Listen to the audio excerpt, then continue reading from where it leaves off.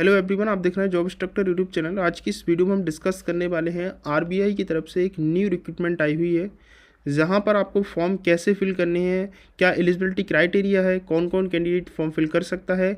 आज की इस वीडियो में टोटल हम डिस्कस करने वाले हैं। अगर पहली बार चैनल पर विजिट कर रहे हैं तो जॉब इंस्ट्रक्टर यूट्यूब चैनल को सब्सक्राइब कर लीजिएगा।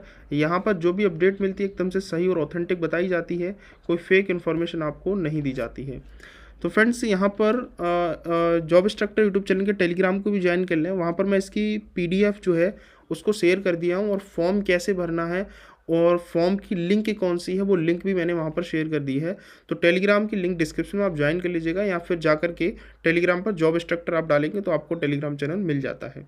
यहाँ पर फ्रेंड्स जो वैकेंसी आई हुई है, इसकी जो फॉर्म है वो ऑलरेडी आज से स्टार्ट हो चुके हैं। इसमें जो टोटल वैकेंसी आरबीआई की तरफ से यानी रिजर्व बैंक ऑफ इंडिया की तरफ से 650 पदों पर ये असिस्टेंट की रिक्रूटमेंट आई हुई है। इसमें मैं आपको थोड़ी सी एलिजिबिलिटी क्राइटेरिया बता देता हूँ क्या क्या है, ठीक है। उसके बाद फॉर्म कैसे भरना है वो मैं आगे बताने वाला हूँ। फॉर्म आपका ऑनलाइन फिल किया जाएगा, ऑफलाइन कोई भी फॉर्म एक्सेप्टेबल नहीं होगा। 16 फरवरी से यानी आज से इसके फॉर्म स्टार्ट है, और 8 मार्च तक आप फॉर्म फिल कर सकते हो, और 8 मार्च तक आप इसकी पेमेंट कर सकते हो, राइट। इसमें एग्ज़ाम आपका जो होगा, प्रीलिम्स जो होगा वो 11 अप्रैल 2026 को होगा।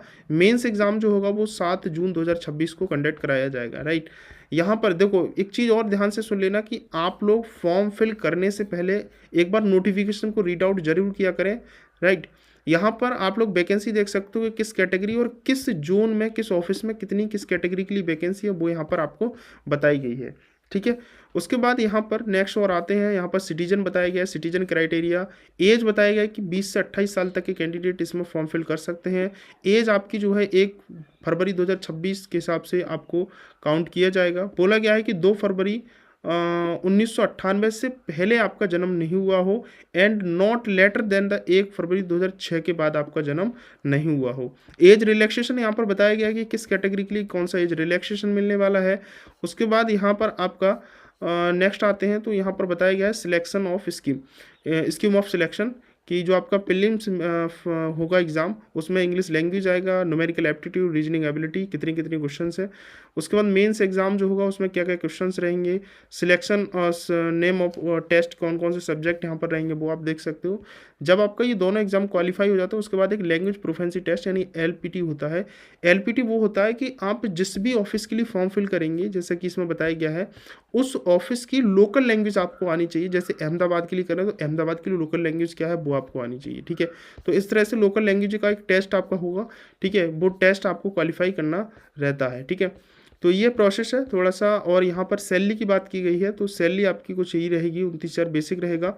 इसमें टोटल अप्रोक्सीमेट जो सैलरी बनने वाली है एचआरए विदाउट एचआरए, वो आपकी 58,514 रुपये सैलरी यहाँ पर बनने वाली है, ठीक है। तो कुछ ये प्रोसेस है आपका। और इसमें जब आप फॉर्म फिल करेंगे तो SC ST PWD ex serviceman candidate के लिए 50 रुपये प्लस 18% GST है। जनरल OBC EWS के लिए 450 रुपये प्लस 18% GST यहाँ पर लगने वाली है, ठीक है। तो ये आपका फ़ी है। अब आपको फॉर्म कैसे फिल करना है वो मैं आपको बता देता हूँ। फॉर्म फिल करने की जो डायरेक्ट लिंक है मैंने टेलीग्राम पर शेयर कर दिया है। सबसे पहले आप टेलीग्राम पर जाकर के इसकी लिंक ले लें और PDF देख लें कि आपका जो फॉर्म फिल कर रहे हैं उसमें क्या डिटेल है। फॉर्म फिल करने के लिए सबसे पहले आपको न्यू रजिस्ट्रेशन पर क्लिक करना होगा। उसके बाद यहाँ से आपको कुछ स्टेप जो है अपना कंप्लीट करना है। बेसिक इन्फॉर्मेशन, फोटो और सिग्नेचर अपलोड करना है, डिटेल प्रीव्यू करके अपलोड और पेमेंट आपको कर देना है। सबसे पहले आपको यहाँ पर जो भी डिटेल दे रहे हैं वो 10th की मार्कशीट के अकॉर्डिंग ही आपको यहाँ पर डिटेल देनी है। सबसे पहले आपको यहाँ पर अपना फर्स्ट नेम लिखना है। उसके बाद कन्फर्म नेम क्या है वो लिखना है, राइट। आपका मिडिल नेम अगर है तो मिडिल नेम लिखेंगे, कन्फर्म मिडिल नेम करेंगे। अगर आपका मिडिल नेम नहीं है, लास्ट नेम है, तो लास्ट नेम लिख दीजिएगा, मिडिल नेम ब्लैंक छोड़ सकते हैं। उसके बाद कंफर्म लास्ट नेम यहाँ पर आप लोग लिखने वाले हैं। आप जो भी नाम लिखेंगे यहाँ पर आप देख लेना आपका ऑटोमेटिक फुल नेम लिखकर आ जाता है। यहाँ से आपको अपना एक मोबाइल नंबर डालना है, कंफर्म मोबाइल नंबर करना है। यहाँ से आप अपनी एक ईमेल डालेंगे और ईमेल का डोमेन क्या है वो डोमेन यहाँ से आप लोग सिलेक्ट करेंगे, कंफर्म ईमेल लिखेंगे और उसके बाद यहाँ से ये सिक्योरिटी कोड डालेंगे और उसके बाद यहाँ से आप लोगों को सेव एंड नेक्स्ट पर क्लिक कर देना है। जब आप अपनी डिटेल को सबमिट करेंगे, सबमिट करने के बाद पहले ये OTP वेरिफिकेशन नहीं मांगता था, लेकिन अब ये OTP वेरिफिकेशन भी मांगता है। यहाँ से आपने जो नंबर दिया वो नंबर आ जाता है और आपने जो ईमेल दी वो ईमेल आ जाती है। यहाँ से आपको सेंड OTP पर क्लिक करना है, ठीक है। उससे पहले आपको यहाँ पर ये कैप्चा डालना होगा, ठीक है। ये OTP वेरीफाई करेगा, तो यहाँ से आपको OTP डालने के बाद सेंड OTP पर क्लिक करना है।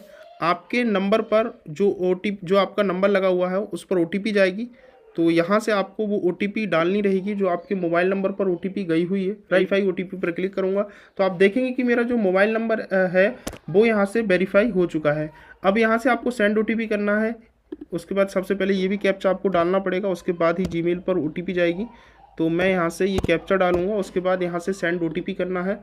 अब आपकी ईमेल पर OTP पहुँच चुकी होगी। ठीक है, OTP फिल करने के बाद यहाँ से आपको वेरीफाई OTP पर क्लिक कर देना है। तो आप देखेंगे कि मेरी मोबाइल नंबर वेरीफाई हो चुका है और ईमेल भी वेरीफाई हो चुकी है। ठीक है, यहाँ से अब आपका जो रजिस्ट्रेशन नंबर है वो आपको मिल जाता है और यहाँ से आपको जो पासवर्ड है वो पासवर्ड आपको यहाँ से देखने को मिल जाता है। ये रजिस्ट्रेशन नंबर और पासवर्ड आपकी मेल और आपके नंबर पर ऑलरेडी पहुँच चुकी हैं, तो वहाँ से आप लोग इसको देख सकते हो। अब नीचे आना है, थोड़ा आने के बाद अब यहाँ से आपसे बोला जा रहा है कि आपको एक अपना फ़ोटो अपलोड करना है, पासपोर्ट साइज फ़ोटो आपका जो होना चाहिए वो एकदम से सही होनी चाहिए, विजिबिलिटी सही होनी चाहिए। उसके बाद यहाँ से आपको एक लाइव फ़ोटो कैप्चर करना होगा। ठीक है, लाइव फ़ोटो कैप्चर करने के लिए अगर आपके सिस्टम में कैमरा सही है तो कैप्चर फ़ोटो पर क्लिक करके आप फ़ोटो को कैप्चर कर सकते हो।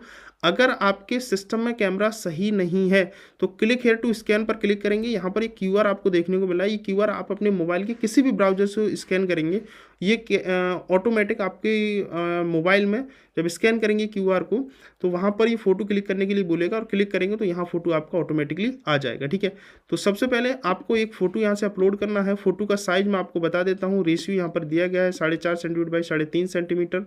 ठीक है, उसके बाद यहाँ पर साइज ऑफ फ़ोटो 20 से 50 KB का होना चाहिए और डायमेंशन आपकी जो फ़ोटो की है वो 200 बाई 230 पिक्सल का बताया गया प्रिफर्ड।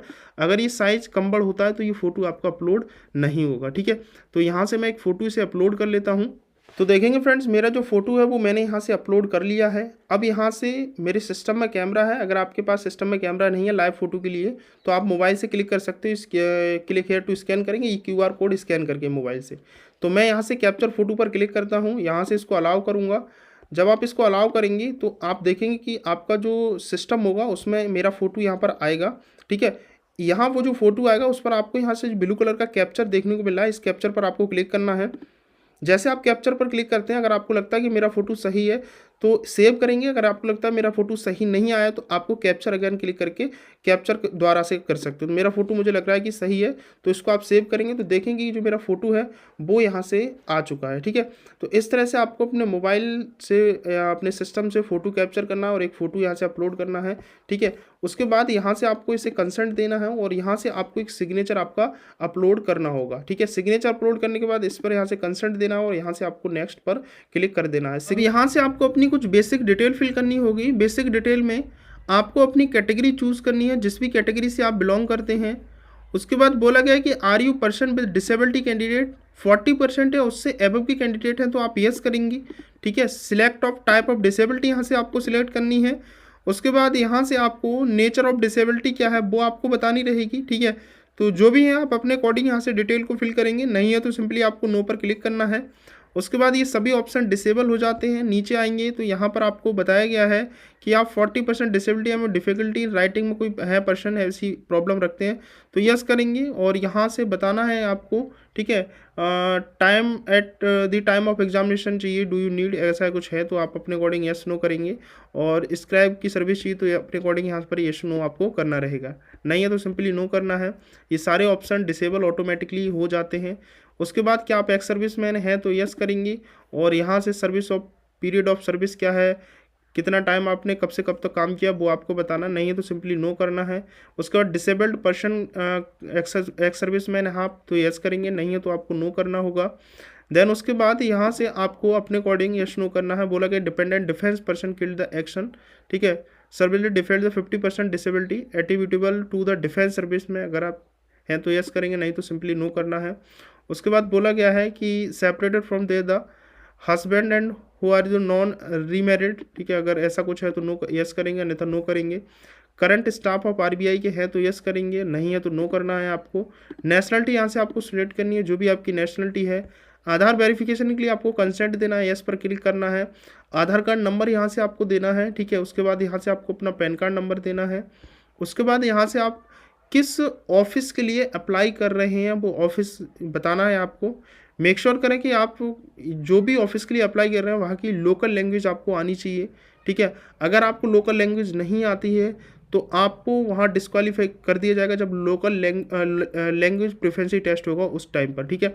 सपोज मैं यहाँ पर न्यू दिल्ली सिलेक्ट करता हूँ, तो न्यू दिल्ली देखेंगे कौन कौन सी यहाँ पर किस में करना चाहते हैं, दिल्ली, फरीदाबाद, गाजियाबाद, ग्रेटर नोएडा, जहाँ भी करना चाहते हैं वो करेंगे सिलेक्ट। उसके बाद यहाँ से आपको सेकंड प्रेफरेंस देनी है, थर्ड प्रेफरेंस आपको देनी है, फोर्थ प्रेफरेंस आपको देनी रहेगी।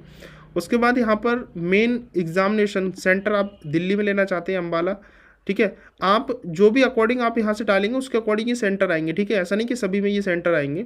उसके बाद सेंटर मेन एग्जाम का प्रेफरेंस टू कहाँ देना चाहते हैं, ठीक है। ये केवल, और बाकी तीसरा और चौथा डिसेबल हो जाता है, ठीक है, राइट। मेरे अकॉर्डिंग हो जाता है, जब आप कोई और सेंटर यहाँ से चूज़ करेंगे तो ये तीसरा चौथा सभी खुल जाते हैं, क्योंकि अभी मेन एग्जाम के लिए यहाँ पर न्यू दिल्ली में केवल 2 सेंटर आ रहे हैं, ठीक है। अगर कहीं पर एक सेंटर आ रहा होगा तो वो एक सेंटर डालेंगे और 3 दूसरा, तीसरा, चौथा ये ऑटोमेटिक डिसेबल हो जाएंगे, ठीक है। उसके बाद फ्रेंड्स यहाँ पर बोला गया है are you the proficiency in local language, जिस भी, जैसे दिल्ली से मैंने फॉर्म फिल कर रहा हूँ तो कहाँ, क्या आपको इसकी जो लोकल लैंग्वेज है, ठीक है, प्रोफेंसी क्या आपको आती है, तो यस करेंगे। और यहाँ पर लोकल लैंग्वेज LPT जो लोकल प्रोफेंसी टेस्ट होगा उसकी लैंग्वेज आपको हिंदी सिलेक्ट करनी है, ठीक है। उसके बाद आपको अपना रिलीजन चूज़ करना है कि आपका रिलीजन क्या है। उसके बाद यहाँ से आपको अपनी डे, मंथ और ये डेट ऑफ बर्थ चूज़ करनी है, लिखनी है यहाँ पर। मेल फीमेल क्या है वो यहाँ से आपको सिलेक्ट करना है। क्या आप ट्विन ब्रदर या सिस्टर हैं तो यस करेंगे, और उसकी ट्विन का नाम क्या है, और वो मेल है, फीमेल है, ट्रांसजेंडर है क्या, वो आपको बताना है, ठीक है। नहीं है तो नो करना है। उसके बाद यहाँ से आपको अपना मैरिटल स्टेटस बताना है। अगर आप मैरिड सिलेक्ट करेंगे तो आपको अपने हस्बैंड या वाइफ का नाम लिखना होगा। अनमैरिड करेंगे तो ये डिसेबल हो जाता है। यहाँ से अपने फादर का नाम, यहाँ से आपको अपनी मदर का नाम लिखना है। उसके बाद यहाँ से अपना आपको कॉरेस्पॉन्डेंस एड्रेस लिखना है, जो भी आपका कॉरेस्पॉन्डेंस एड्रेस है, गांव का नाम, पोस्ट का नाम, तहसील का नाम, वो यहाँ पर आप लिखेंगे। डिस्ट्रिक्ट आपकी क्या है वो लिखना है। स्टेट आपका कौन सा है वो स्टेट यहाँ से चूज़ करेंगे। ये भारत के सभी राज्यों के लिए फॉर्म है, ठीक है, ज़रूरी नहीं किसी पर्टिकुलर स्टेट के लिए नहीं है। उसके बाद अगर आपकी कॉरेस्पॉन्डेंस और ये परमानेंट एड्रेस सेम है तो उस पर टिक करना है। जो एड्रेस आप कॉरेस्पॉन्डेंस में डालेंगे यहाँ ऑटोमेटिक पेस्ट हो जाता है। अगर ये दोनों एड्रेस अलग अलग हैं तो उस पर आपको टिक नहीं करना है, दोनों एड्रेस आपको अलग अलग फिल करने होंगे। GST इनवॉइसिंग एड्रेस आप परमानेंट या कॉरेस्पॉन्ड जहाँ भी देना चाहते हैं वो अपना दे सकते हैं। उसके बाद यहाँ से आपको अपनी बैंक डिटेल फिल करनी होगी। सबसे पहले आपको अपना बैंक होल्डर जो नेम है, अकाउंट नेम, किसके नाम अकाउंट है वो नाम देना है। बैंक का अकाउंट नंबर क्या है, कन्फर्म अकाउंट नंबर क्या है, बैंक और ब्रांच का नाम आपको लिखना होगा। यहाँ पर आपका अकाउंट सेविंग है, करंट है, वो यहाँ पर देना, और आपको अपना IFSC कोड देना होगा, ठीक है। यहाँ पर जो फीस आ रही है वो आप देख सकते हो, 59 रुपीज़ की फीस है। आपकी कैटेगरी के अकॉर्डिंग यहाँ पर आपको फीस आएगी। उसके बाद यहाँ से आप वैलिडेट करेंगे। वैलिडेट में सबसे अच्छा काम ये है कि जब आप इसको वैलिडेट करते हैं तो जितनी भी डिटेल है अगर वो आप फिल नहीं करे होंगे तो ये वैलिडेट नहीं होगा, ठीक है। ये तुरंत हाईलाइट कर देगा कि आपने ये डिटेल फिल नहीं की है, इसको पहले फिल करें, ठीक है। जब तक ये वैलिडेट नहीं करेंगे तब तक आपका जो फॉर्म है वो सेव एंड नेक्स्ट नहीं होगा। तो जब आप वैलिडेट करेंगे तो आ जाएगा सक्सेसफुल वैलिडेट, उसके बाद इसको आप सेव एंड नेक्स्ट पर क्लिक करेंगे। उसके बाद यहाँ से आपको अपनी कुछ एजुकेशन डिटेल फिल करनी होगी। एजुकेशन डिटेल में आपको यहाँ पर जो है आपकी एजुकेशन डिटेल 1/2/2026 तक कंप्लीट हो जानी चाहिए थी। ग्रेजुएशन आपको देना है कि आपका ग्रेजुएशन, क्योंकि इसमें मांगा गया है ग्रेजुएशन, तो आपको ग्रेजुएशन में BA, BCom, BSc एग्रीकल्चर क्या कर रखा है वो आपको देना है। आपने अपना ग्रेजुएशन किस साल पास किया है वो यहाँ पर आपको इस फॉर्मेट में डिटेल देनी होगी। कितनी परसेंटेज है, किस यूनिवर्सिटी इंस्टीट्यूट से किया है, आपकी फर्स्ट क्लास, सेकंड क्लास क्या है वो यहाँ पर आपको देना है। अगर आपके पास पोस्ट ग्रेजुएशन है या प्रोफेशनल कोई क्वालिफिकेशन है या कोई अदर क्वालिफिकेशन है वो आप इसको यहाँ पर देंगे। नहीं है तो सिंपली छोड़ सकते हो, क्योंकि ये जो वैकेंसी है वो ग्रेजुएशन लेवल से है। उसके बाद बोला गया है कि आपको PC पर वर्ड प्रोसेसिंग की नॉलेज है तो यस करेंगे, ठीक है, नॉलेज मांगी गई है। उसके बाद यहाँ पर डिटेल ऑफ कंप्यूटर नॉलेज बतानी है। उसके बाद यहाँ पर आपको अपना एक्सपीरियंस देना है, वर्क एक्सपीरियंस में, ठीक है। प्रेजेंट एम्प्लॉयर आप कहाँ से थे, तो ठीक है, यहाँ पर नेम ऑफ एम्प्लॉयर का देना है, डेस्टिनेशन किस पद पर थे। बोला है कि प्रेजेंटली वर्किंग अगर आप हैं तो यस करेंगे, और नहीं है तो सिंपली आपको नो करना है, ठीक है। तो ये आप अपने अकॉर्डिंग फिल करेंगे। उसके बाद यहाँ किस पद पर हैं, कब से आपने काम शुरू किया है। अगर आप यहाँ पर नो करेंगे तो यहाँ पर कब तक आपने वर्क किया वो आपको डिटेल देनी है, ठीक है। Nature of duty, relieving of reason of living, क्यों आपने छोड़ी उसका रीज़न आपको देना है। टोटल एक्सपीरियंस यहाँ पर निकल कर आ जाता है। अगर आपके पास एक या एक से ज़्यादा एक्सपीरियंस है तो आपको ऐड मोर करना है, दूसरा एक्सपीरियंस आपको इसी तरह फिल कर देना है। जब आप ये डिटेल फिल करेंगे टोटल एक्सपीरियंस यहाँ पर मंथ में निकल कर आ जाता है। उसके बाद यहाँ से आपको अपनी कोई एक लैंग्वेज चूज़ करनी है। सपोज़ करिए जैसे मैंने अभी दिल्ली पर चूज़ किया तो मेरी एलपीटी जो लैंग्वेज आ रही थी हिंदी आ रही थी, तो मुझे यहाँ पर हिंदी करना है, लिखना है। रीड करनी आती है तो यस करेंगे, राइट करनी आती है तो यस करेंगे, स्पीक करनी आती है तो यस करेंगे। अगर आपकी कोई और लैंग्वेज है जिससे आपको आती है अच्छे से रीड करनी, राइट करनी है, स्पीक करनी, तो आपको उस पर टिक करना है। सपोज़ करिए आपने यहाँ पर इंग्लिश लिखा, आपको रीड करनी आती है लेकिन राइट करनी नहीं आती और स्पीक करनी आती है, तो आपको राइट पर टिक नहीं करना है, ठीक है। तो इस तरह से आपको अपनी डिटेल फिल करनी है। सबसे पहले तो आपको एक ही लैंग्वेज देनी है, दूसरी लैंग्वेज अगर आप देना चाहते हो तो दे सकते हो, वो ऑप्शनल है, ठीक है। उसके बाद इसको वैलिडेट करेंगे, उसके बाद यहाँ से सेव एंड नेक्स्ट पर क्लिक करेंगे। उसके बाद फ्रेंड्स आपका जो रजिस्ट्रेशन है वो कंप्लीट हो जाता है। यहाँ से आपको अपना एप्लीकेशन फॉर्म प्रीव्यू करना है, चेक करना है कि आपका एप्लीकेशन फॉर्म सही है, कहीं पर गलत तो नहीं है, ठीक है। ये सभी को चेक करने के बाद यहाँ से आपको अपना फॉर्म आई एग्री करना है। अगर आपको लगता है कि मेरा फॉर्म गलत है तो बैक करके अभी भी अपनी डिटेल को सही कर सकते हो। अगर सभी कुछ ठीक है तो कंप्लीट रजिस्ट्रेशन पर क्लिक करना है, ओके करना है। देन उसके बाद भी बोला है कि आप इसको कंटिन्यू करना चाहते हो तो मैं बिल्कुल इसको यस करेंगे। और यहाँ से आपको अब कुछ डॉक्यूमेंट्स अपलोड करने हैं। सबसे पहले आपको अपना लेफ्ट थंब इम्प्रेशन अपलोड करना होगा, बाएं हाथ का अंगूठा आपको अपलोड करना होगा। इसका जो साइज़ दिया गया है वो यहाँ पर आप लोग चेक कर सकते हो कि इसका जो साइज़ है लेफ्ट थंब इम्प्रेशन का 20 से 50 KB का होना चाहिए, ठीक है। उसके बाद आपका एक हैंड रिटन डिक्लेरेशन आपको देना है। हैंड रिटन डिक्लेरेशन क्या है वो ये आप ये देख लीजिएगा। यहाँ पर ये PDF मैंने अपने टेलीग्राम पर शेयर कर दिया, वहाँ से आप देख सकते हो ये हैंड रिटन, ठीक है। आपको एक ब्लैंक पेपर लेना है, सादा पेपर लेना है, जो A4 साइज वाला पेपर होता है, उस पर ये जो हाईलाइट मैं कर रहा हूँ ये डिटेल आपको केवल इतनी लिखनी है, ठीक है। इससे ज़्यादा आपको कुछ भी नहीं लिखना है, सिंपल आपको इतना लिखना होगा, ठीक है। लिखना है आई अपना नाम, hereby declare that the all information submitted by in the application form correct, true and valid, I will present supporting documents at when the required. ये डिटेल आपको अपने ब्लैंक पेपर से अपनी हैंड राइटिंग में आपको लिखनी है, ठीक है। अपनी हैंड राइटिंग में लिखनी है। जब आप पेपर देने जाओगे तो वहाँ से आपको एक हैंड राइटिंग लिखाया जाएगा और फिर चेक किया जाएगा कि आपने जो अपलोड किया था फॉर्म में क्या वो हैंड राइटिंग और अपने जब पेपर दिया था उसमें हैंड राइटिंग क्या वो मैच कर रही है या नहीं कर रही है। तो आपको अपनी भाषा में अपनी लैंग्वेज में ये हैंड रिटन लिखना होगा, ठीक है। इसका हैंड रिटन डिक्लेरेशन जो है वो यहाँ पर बोला गया है कि जैसे एप्लीकेंट साइन बताया गया है यहाँ पर white paper blank and blue ink thumb impression का बोला गया है और राइट डिक्लेरेशन ये बताया गया है। JPG या JPG फॉर्मेट में डायमेंशन दिया गया है, ठीक है। और यहाँ पर 50 से 100 KB का आपको ये लिखना होगा, ठीक है। तो ये यहाँ पर हैंड रिटन डिक्लेरेशन आपको अपलोड करना है। उसके बाद अगर आप इसको डिजी लॉकर से कनेक्ट करना चाहते हैं तो यस कर सकते हैं, नहीं करना चाहते तो सिंपली आपको नो करना है। उसके बाद यहाँ से आपको ये सिक्योरिटी कैप्चा डालने के बाद सेव एंड नेक्स्ट पर क्लिक करना होगा। तो देखेंगे ये जो हैंड रिटन डिक्लेरेशन है मैंने अपनी हैंड राइटिंग में इसको लिखा हुआ है, ठीक है। इस तरह से आपको लिखना है और इसको ओके करना है। तो आप देखेंगे कि जो अपलोड हो चुका है, प्रीव्यू करके आप इसको यहाँ से चेक कर सकते हो। अब यहाँ से आपको ये सिक्योरिटी कैप्चा डालना होगा, ठीक है। और यहाँ से आपको सेव एंड नेक्स्ट पर क्लिक करना होगा। ये सिक्योरिटी कैप्चा कैपिटल लेटर में पड़ गया भाई, तो यहाँ से आपको इसे स्मॉल में डालना होगा। इस तरह से आपको यहाँ से इसको सेव एंड नेक्स्ट पर क्लिक करना है, ओके पर क्लिक करना है। आप देखेंगे कि आपका जो पेमेंट यहाँ से अब आ चुका है, ठीक है। तो यहाँ पर इसको ये जो सिक्योरिटी कैप्चा है ये सिक्योरिटी कैप्चा डालेंगे और उसके बाद यहाँ से आपको सबमिट पर क्लिक करना है। इस तरह से आपको यहाँ पर फॉर्म फिल करना है। अब आपका रह गया पेमेंट। अब आपको पेमेंट कंप्लीट करने के बाद आपका जो फॉर्म है वो सक्सेसफुली सबमिट हो जाएगा, ठीक है। Credit card, debit card, internet banking, wallet, QR, UPI किसके माध्यम से करना चाहते हैं वो आप यहाँ से पेमेंट कर सकते हैं, ठीक है। तो ये पेमेंट और फॉर्म का आपको कुछ इस तरह का फिल करना है। इसके अलावा आपको लगता है कि भाई कुछ भी रह गया या आपको समझ नहीं आया तो मेरे इंस्टाग्राम से मुझे कनेक्ट कर सकते हो। इंस्टाग्राम ID मेरी डिस्क्रिप्शन में है, या फिर आप कमेंट करके पूछ सकते हो। और चैनल को सब्सक्राइब करके रखें जिससे मैं जॉब इंस्ट्रक्टर यूट्यूब चैनल पर आपको जो भी अपडेट और इन्फॉर्मेशन दूँ वो आपको समय से पहले मिल सके और टाइम टू टाइम मिल सके। जॉब इंस्ट्रक्टर यूट्यूब चैनल पर आपको जो भी अपडेट इन्फॉर्मेशन मिलती है एकदम से सही और ऑथेंटिक बताई जाती है, कोई फेक फर्जी इन्फॉर्मेशन नहीं बताई जाती। बहुत से चैनल आपने यूट्यूब पर देखे होंगे जहाँ पर